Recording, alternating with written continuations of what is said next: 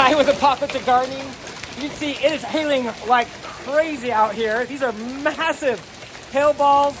It is April 25th, 2024, and I'm gonna go check out see what's happening in the greenhouse. And man, this is crazy. Look at the yard. It's like full snow on the ground. Anyways, we step inside the underground greenhouse, and I'm gonna show you what's happening out here in the yard. Oh my gosh, that is crazy. Okay, we're going inside. Oh my gosh. Okay, sorry. Come in. Woo! Oh my gosh.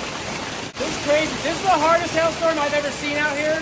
I'll turn the camera back on when it stops hailing because I can't even hear myself speak right now. For those of you that haven't seen my channel before, this is my underground greenhouse from the top. I'm gonna get up here just a little higher to give you a better view. You do have these buckets here to catch water. Right here you can see I've got a heat shield which I installed because this heater right here was toasting my orange tree right here. And so we're almost the time of the year now where I can take that down. So I need to do that.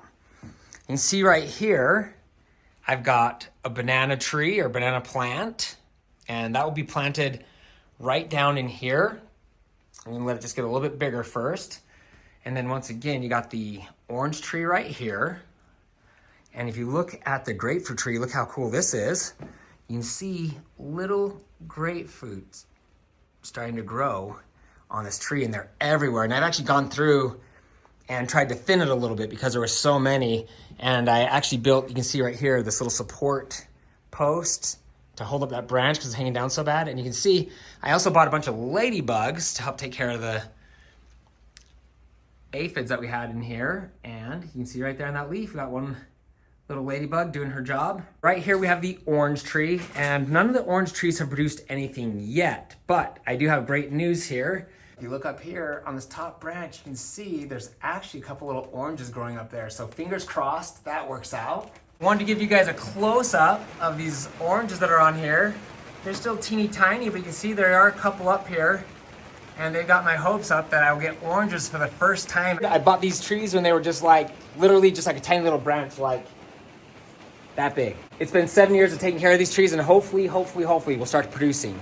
And then back here, we have the lemon tree, and we've never gotten lemons off this tree yet, but we are looking good. Look at that. Got lemons popping up everywhere on this tree. They're actually growing in. You can see like right back in here. Look at that. A whole flock of them. And I got some littler ones right here. So we've had some aphids. You can see we've had some aphids in here, but the ladybugs have seemed to do their job for the most part. And you can see we're actually flowering back here.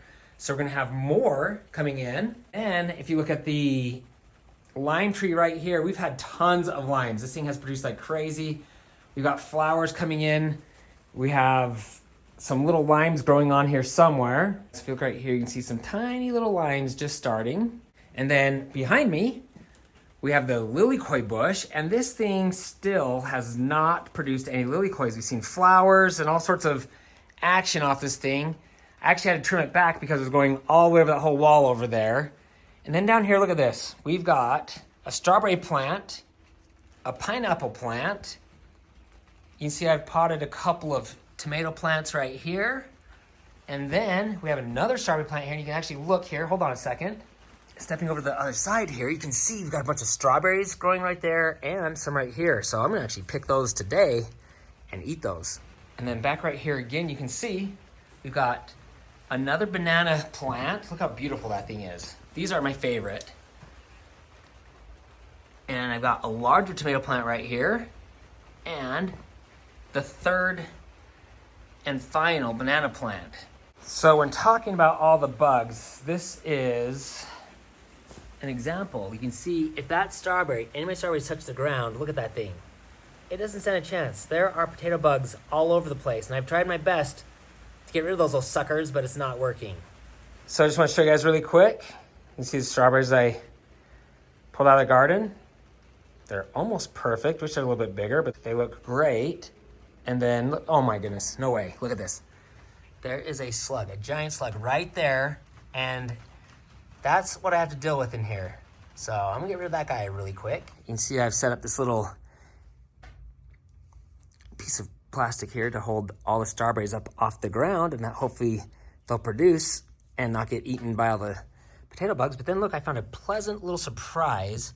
This is exactly what I need to fend off the bugs. Can you see that? It is a baby praying mantis. Look how cute it is. My biggest frustration with the underground greenhouse is that I am constantly under attack by bugs. It drives me crazy. I had potato bugs destroying my strawberries, and we've had all sorts of issues. The aphids were destroying the lemon tree back there. Thank goodness we're able to order ladybugs online. But it is worthwhile, and it's always awesome to come out here and get some fresh strawberries. One year, this grapefruit tree produced so many large grapefruits that were just like candy. So that's the advantage. I'm praying we'll get some oranges, lemons, more limes, and some grapefruits this year. And, stay tuned, and hopefully we can show you some awesome results as we go through the summer.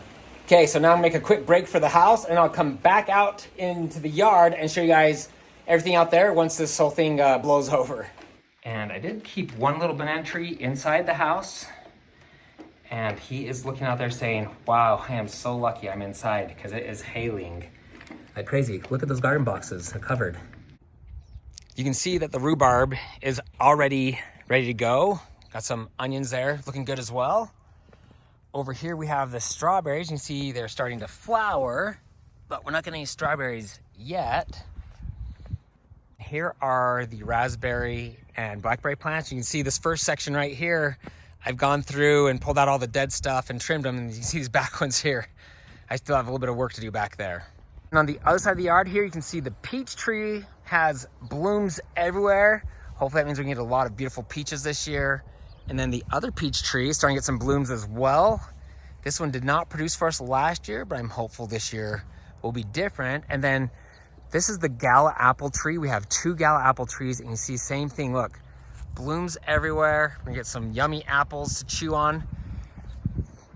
Might need to trim this tree down a little bit, and then look over here as well. This tree has them everywhere. So we have some wonderful apples to chomp on this year. Now, as always, I'd love to hear your thoughts on any suggestions you have for my greenhouse, or, any experiments. This is just a giant experiment to me. I am not a professional gardener or anything like that. So just having fun, trying new things. And every once in a while, I get lucky and get some cool strawberries like this. So I'm going to enjoy my treat, and we'll catch you guys next time.